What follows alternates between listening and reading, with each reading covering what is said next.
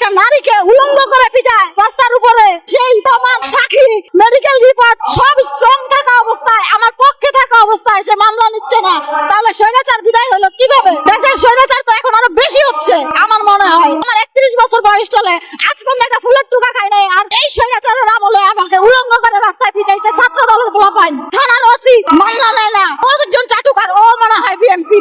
আমার মামলাটা থানার ওসি নেক আর না হয় সে লিখিত দেখ যে আমি ব্যর্থ, তাহলে আমার কোর্টে মামলা করতে পয়সা লাগবে না, আমি সেই কাগজ নিয়ে দেখাবো, কোর্টে আমার মামলা এমনি হয়ে যাবে। মধ্যবিত্ত কি বলে, নিম্ন মধ্যবিত্ত একজন বাড়িয়ালি আমি, আমার 3 কাঠা জায়গার উপরে একটা বাড়ি, বেশি আহামরি জায়গা নাই।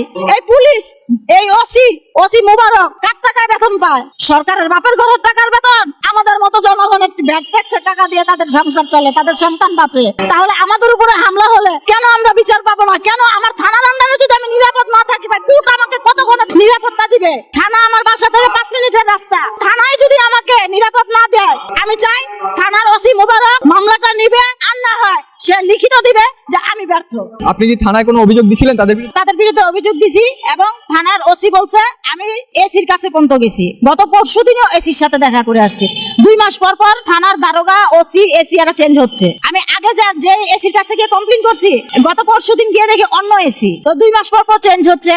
আমি তার কাছেও গিয়ে বললাম যে এই ঘটনা ছবি প্রমাণগুলো দেখাইলাম, তো উনিও বললো। এবং তেজগাড়ি এল রহমান, বিএনপির কোন এক নেতা এল রহমান, যখন আমি আগের এসির সাথে কথা বলি, এসি রুমে উনি মিটিং করতেছিল। থানার ওসির কাছে কমপ্লেইন দেওয়ার পর তারা কোনো পদক্ষেপ নেয় না এই ব্যাপারে? তারা বলতেছে সমাধান করেন। আমার 12 ওজনের চেন নিয়ে গেছে, দোকান থেকে ক্যাশ থেকে 5000 টাকা নিয়ে গেছে, এবং আমাকে যাকে বলে বাংলায় পুরা দুরামাইট, আমার এখান থেকে এই অবধি এখনো আমার কপালে এই যে ট্যাগ করে আছে, এখনো আমি ওষুধ খেয়ে যাচ্ছি। থানার ওসি বলতেছে মীমাংসায় আসো, মীমাংসায় তারা বসাইছে, মীমাংসায় বসায় সেই ছাত্র দলের পক্ষ, তারা আমাকে চেনও দিবে না ফিরত।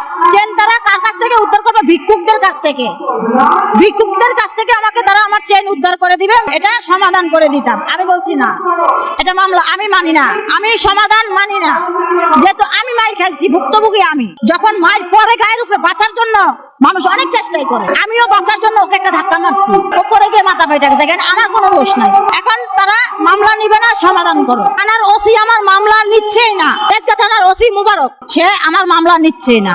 আয়ু হলো সাব ইন্সপেক্টর সাইফুজ্জামান, তারা টাকা খেয়ে আমার মামলাটা নিচ্ছে না। আমি সোজা কথা বলবো যে তারা অবশ্যই টাকা খাইছে, তা না হলে একটা নারীকে উলঙ্গ করে ফেলছে, এটার আবার মামলা না হয় কিভাবে? আমি একজন বাড়িওয়ালার বউ, আমি এলাকায় বেরোতে পারি না লজ্জায়, আমার ইজ্জত জনগণ দেখে ফেলাইছে, কিভাবে এটার মামলা হয় না? থানা ব্যর্থ হলে আমি কোর্টে যাব, আমাকে সেই স্বীকারোক্তি